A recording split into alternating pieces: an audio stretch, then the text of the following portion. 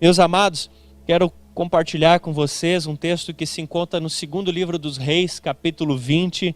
Segundo livro dos Reis, capítulo 20, a partir do versículo 1, onde diz assim: naquele tempo, Ezequias ficou doente e quase morreu. O profeta Isaías, filho de Amós, foi visitá-lo e lhe disse: assim diz o Senhor, ponha em ordem a sua casa, pois você vai morrer, não se recuperará. Uau! Queridos, olha só o que está escrito. Ponha em ordem a sua casa, pois você vai morrer. Imagine uma situação como essa. Imagine se isso fosse com você ou com alguém. E de repente você está com alguma enfermidade, está com algum problema. E você diz assim para o seu discipulador, para o seu pastor, para o seu amigo. Você diz: vem cá, vem orar por mim aqui em casa. E chega a pessoa e vai orar por você, e quando você está esperando aquele assim, seja curado em nome de Jesus, o que a pessoa fala? A pessoa fala assim: você vai morrer. O que você acha? Que situação. E, queridos, não era qualquer um, era o profeta Isaías, aquele que anunciou como Jesus viria, aquele que anunciou depois, posteriormente, como seria a segunda vinda de Jesus, aquele que anunciou sobre a era gloriosa da igreja. Era o profeta Isaías. Como você reagiria diante de tudo isso? E essa é a primeira coisa que eu quero falar com você nessa noite. Número 1, tempestades também vêm sobre os servos de Deus. Tempestades também vêm sobre os servos de Deus. Esses dias eu ouvi um relato muito interessante do Douglas Gonçalves, filho daquele conhecidíssimo terapeuta familiar e pastor Josué Gonçalves. E achei muito interessante. Ele contraiu, o coronavírus, ele teve a Covid-19 e ele fez um vídeo relatando um pouco da experiência, daquilo que ele passou através dessa enfermidade. Eu achei muito interessante que ele disse assim, parafraseando: eu não fiquei chocado por ter contraído Covid-19, porque dizer que eu fiquei chocado com algo ruim dá a entender que eu sou merecedor de algo bom. Mas todo bem que eu recebo, esse sim eu fico chocado. Porque todo bem que eu recebo significa que a graça de Deus se manifestou sobre a minha vida. E ele disse assim: eu não fiquei chocado por ter, você, homem de Deus, servo de Deus, pegou o coronavírus. Ele disse: eu não fiquei chocado por isso. Eu fico chocado que eu estou vivo até hoje. Porque estar vivo até hoje é um sinal de que a bênção de Deus chegou sobre mim. Olha só que interessante, você já parou para pensar sobre isso, querido?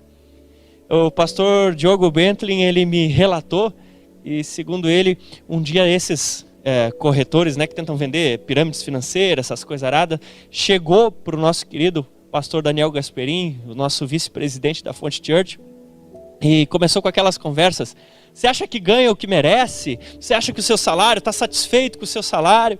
E ele disse assim: eu recebo o que eu mereço? Eu mereço um raio no meio da cabeça, E aí aquele homem acabou saindo dali.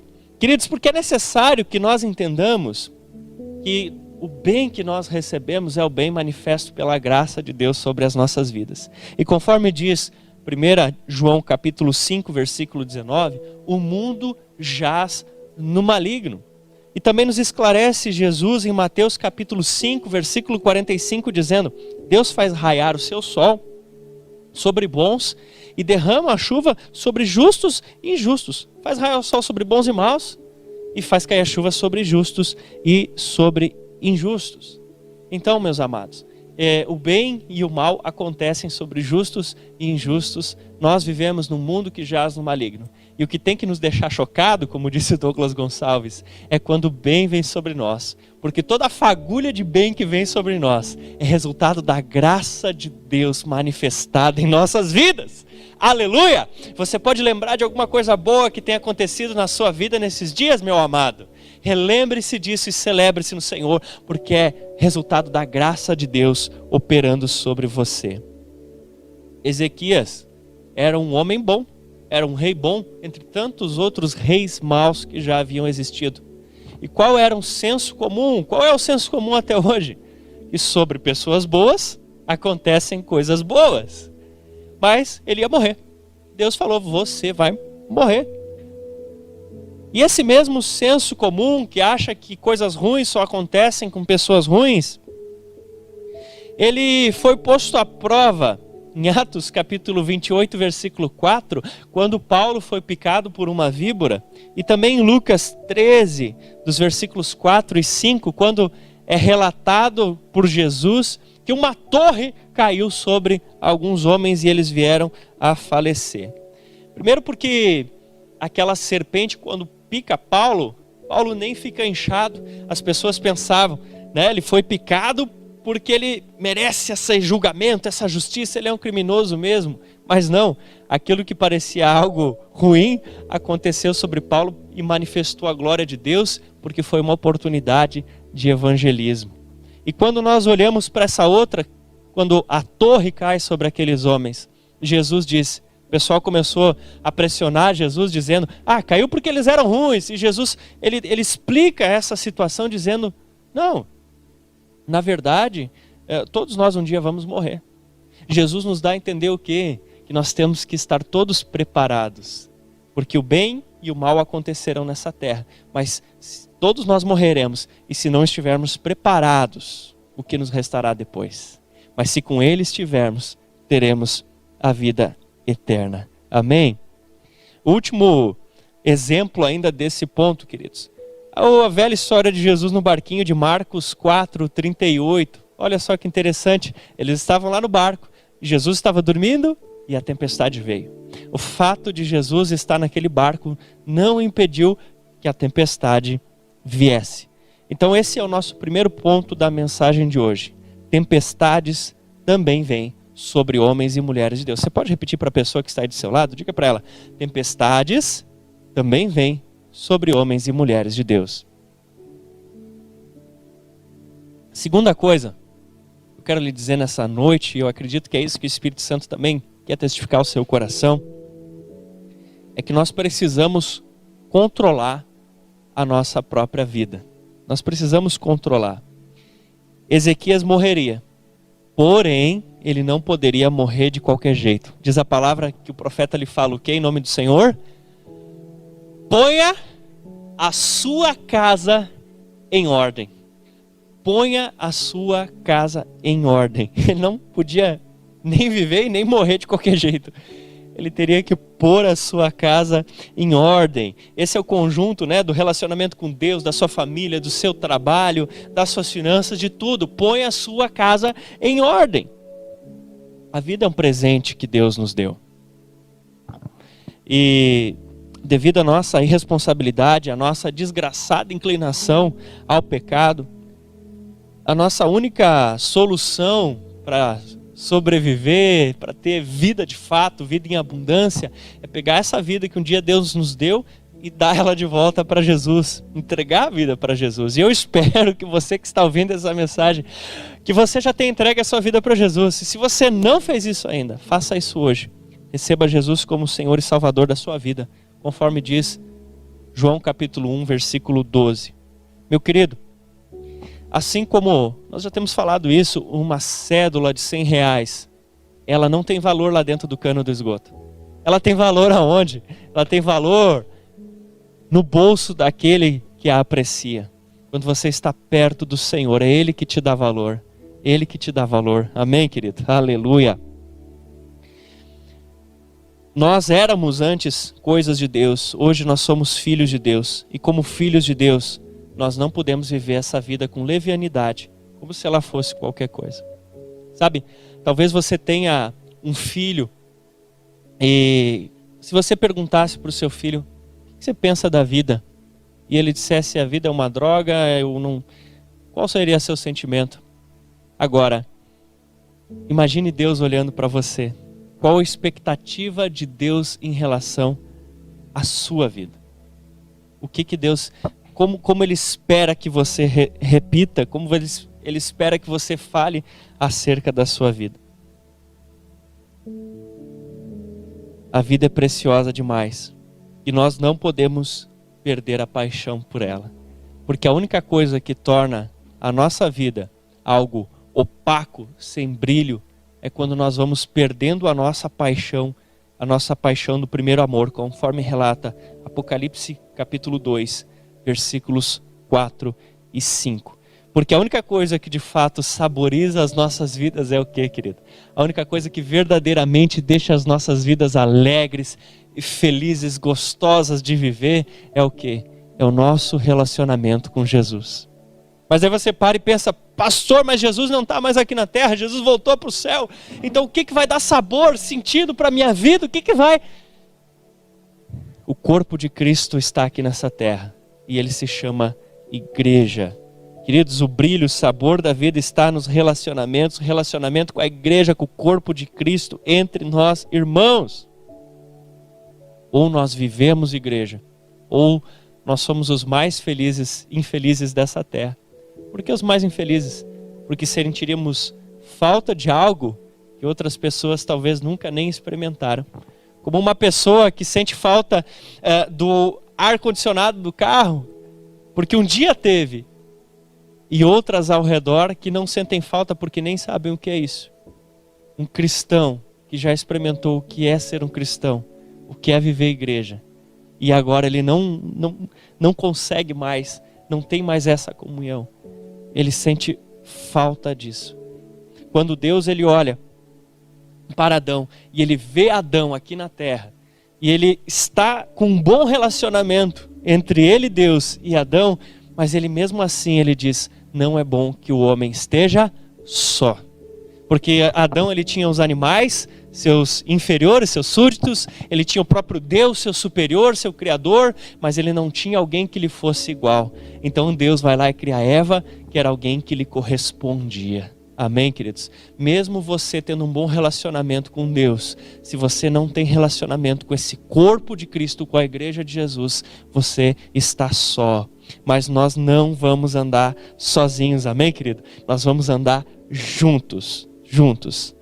Esse cenário, esse Covid, né? Isso tudo não pode atrapalhar você. Quando tudo isso passar, querido, não vai ser suficiente culto online.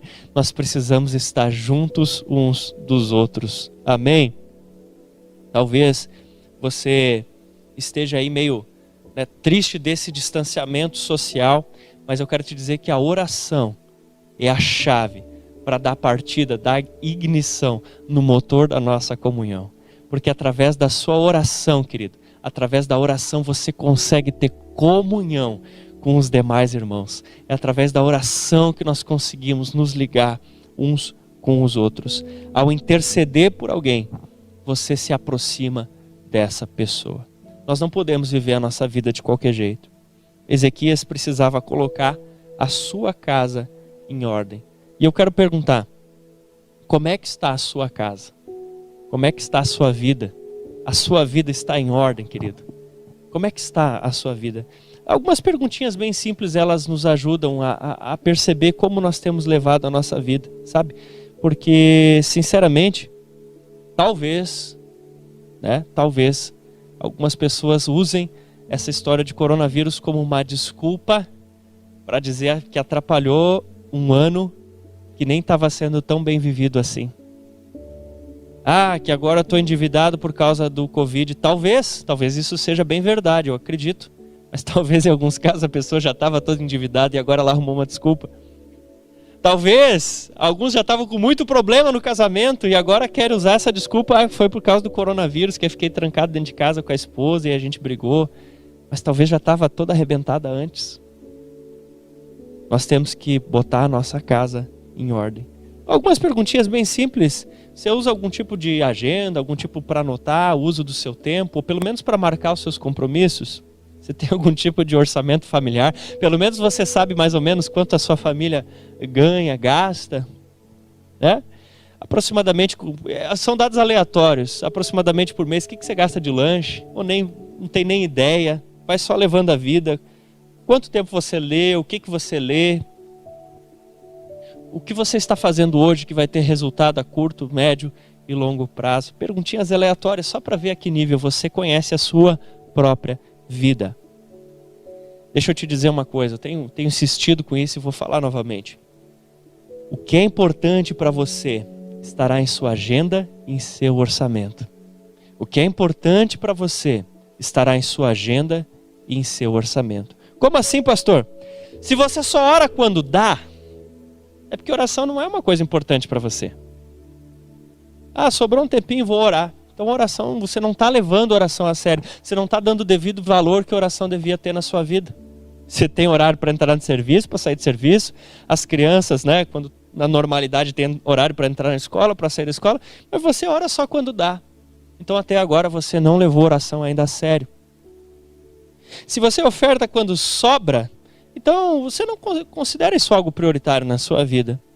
Se congregar é algo esporádico para você, então isso não tem assim tanta importância para você. Se você nunca tem horários para a família, então quem sabe você não está dando o devido valor que a sua família merece. Não seja hipócrita, querido. Pare de enganar você mesmo. Se você nunca tem tempo e nem dinheiro, essas coisas não são importantes para você. E eu cito o dinheiro junto com o tempo, primeiro porque hoje em dia tudo se faz com dinheiro, né? E segundo, porque na verdade o dinheiro é o tempo criptografado. Você vende o seu tempo e em troca recebe dinheiro. E depois você pega esse dinheiro e compra algo que outra pessoa usou o tempo dela para fazer. Então o tempo é só uma medida diferente, o dinheiro é só uma medida diferente de tempo. É um tempo criptografado. Entendeste, querido? Se você não tem tempo e nem recurso para algo, é porque aquilo ainda não é tão importante assim para você. E aí que você começa a perceber o tamanho da crise na qual você está envolvido. Porque de repente você percebe que você estava já usando essa história de coronavírus como desculpa para encobrir alguns problemas que têm uma raiz mais séria aí na sua vida. E você não tinha percebido ainda. Talvez lá no começo do ano você fez a folhinha dos objetivos bem bonita, mas hoje você nem sabe onde é que está essa folha, meu querido. Talvez um dia você pegou e fez um orçamento familiar bem bonito, esse ano vai ser diferente, mas passou 2 meses. E você já usa o dinheiro de qualquer jeito e não está nem aí. Quem sabe você começou esse ano com sonhos, mas esqueceu. Ou disse assim, esse é o ano que eu vou ler a Bíblia toda. E depois parou. Não suponha esse homem que alcançará do Senhor alguma coisa. Homem de ânimo dobre, inconstante em todos os seus caminhos. Tiago capítulo 1, versículo 7 e versículo 8. Essa é a hora de pôr a sua vida em ordem. Essa é a hora de pôr a sua vida em ordem. Queridos, já passaram muitos dias desse negócio de isolamento. Já passou tanto tempo e não dá mais para você encarar isso como se fosse férias. Não é férias, é vida. O ano está passando, as coisas estão acontecendo. Essa é a hora de você fazer 2020 valer a pena. Se 2020 ele vai ser um ano para ser apagado, ou um ano memorável, está em suas mãos. Como você vai lembrar do ano de 2020? Vai ser o ano em que você foi derrotado por um vírus invisível ou olho nu, que você deixou ele roubar seus sonhos, seus planos, seus objetivos? Ou 2020 vai ser lembrado como um ano onde você assumiu as rédeas da sua vida? O ano onde você amou a sua família, amou seu marido, sua esposa, seus filhos como você jamais tinha amado antes. Um ano onde você melhorou, expandiu seu relacionamento com Deus ao nível que você jamais havia alcançado antes. Um nível onde você viveu igreja, onde você viveu o que é ser igreja, mais do que em qualquer outro momento. Onde você ganhou muitas vidas para Jesus, onde você prosperou no seu trabalho. Como você vai lembrar do ano de 2020? Ainda dá tempo de fazer desse ano o melhor ano da sua vida. Amém? Ainda dá tempo de você fazer desse ano o melhor ano da sua vida até aqui. Pega um papel, ou pega aí seu smartphone mesmo, pega ele agora, tá? Vamos fazer uma anotaçãozinha aí, ó. Ainda quero fazer esse ano, 2 pontos, lista 3 coisinhas.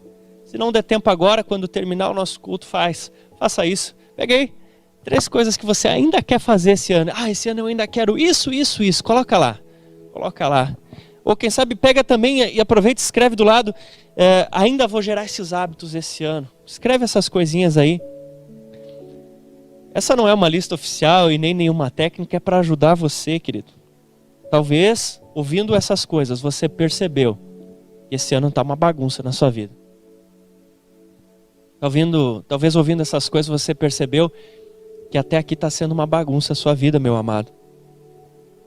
E como eu disse antes, que você, quem sabe, para algumas coisas usou isso como uma desculpa para se tornar um objeto passivo num mundo que jaz no maligno.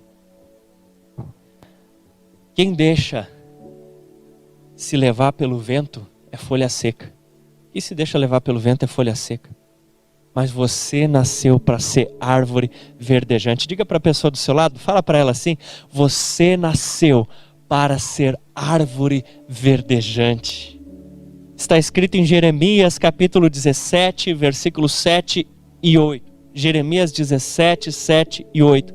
Mas bendito é o homem cuja confiança está no Senhor, cuja confiança nele está. Ele será como uma árvore plantada junto às águas e que estende as suas raízes para o ribeiro. Ele não temerá quando chegar o calor, porque as suas folhas estão sempre verdes. Não ficará ansiosa no tempo da seca, nem deixará de dar o seu fruto. Amém? Agora eu vou ter que ler de novo, mas pensa nessa palavra como para você, amém? E quando fala o ano da seca, o calor, pensa nessas circunstâncias malucas que temos vivido nesses dias. Escuta essa palavra para você, porque eu sei que você é alguém que tem as suas raízes em direção do nosso manancial de águas vivas, amém? Olha só, bendito é o homem, bendita é a mulher, cadê os benditos? Tem algum bendito aí nessa sala hoje? Tem algum bendito assistindo esse vídeo? Mas bendito é o homem cuja confiança está no Senhor. Aonde está a sua confiança? A sua confiança depende de quê? De um ministro, de um presidente, de um prefeito, de isso, de aquilo. Aonde está a sua confiança? Ele será como árvore plantada junto às águas. Você é essa árvore, querido, e que estende as raízes para o ribeiro. Quando você se vê em aperto, você se estende mais ainda e se agarra mais ainda no teu Deus. Ele não temerá quando vier o calor, porque as suas folhas estão sempre verdes. Não ficará ansioso no ano da seca. Não ficará ansioso no ano da seca. Ei, receba essa palavra sobre a sua vida. Nem deixará de dar fruto. Esse é um ano de fruto. Sobre você está escrito aqui: não deixará de dar fruto no ano da seca.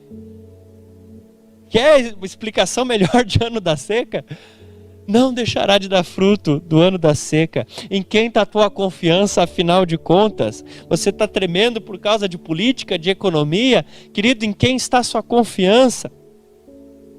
Marcos 5,36, Jesus disse: não temas, crê somente. João 11, versículo 40, Jesus disse: se creres, verás a glória de Deus. Aleluia!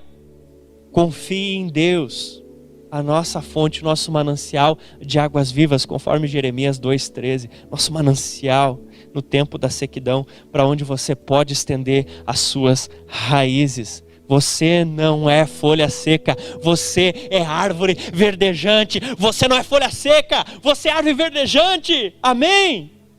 Com todo o respeito, chacoalhe o irmão aí do seu lado e diga assim: você não é folha seca, querido, você é árvore verdejante. Aleluia! As crises, elas são pontos nevrálgicos em nossa vida, elas são verdadeiras encruzilhadas onde nós decidimos o curso que ela vai transcorrer.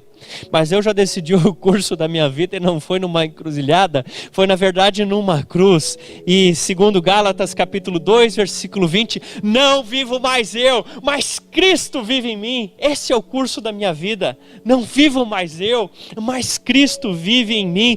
Agora, queridos, nós vivemos para a glória de Deus, aleluia. Eu sou árvore verdejante, eu sou árvore verdejante. Eu quero convidar você, se coloque de pé. Se coloca de pé, querido. Sim, mais uma vez. É a última agora. Se coloca de pé.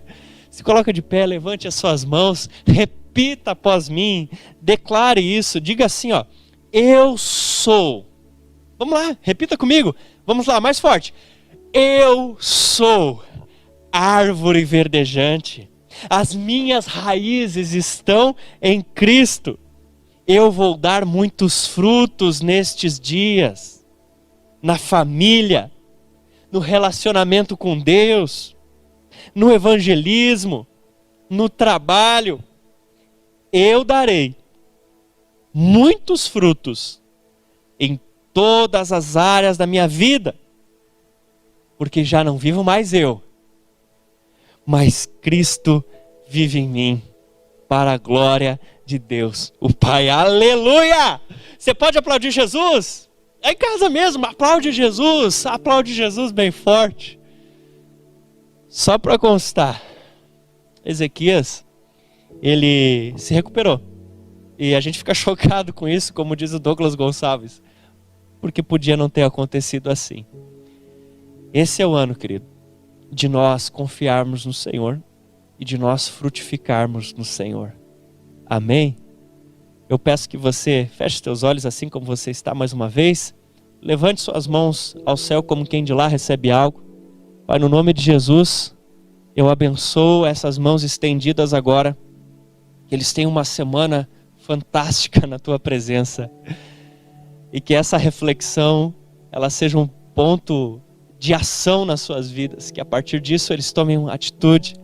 Que nós sejamos essas árvores, nós já somos essas árvores, assim nós os abençoamos e declaramos que essa palavra vai produzir resultado a 100 por 1 em suas vidas, em nome de Jesus. Amém e amém. Amém, querido. Que Deus te abençoe. Muito obrigado pelo prazer de compartilhar esse tempo aí com você. Até mais.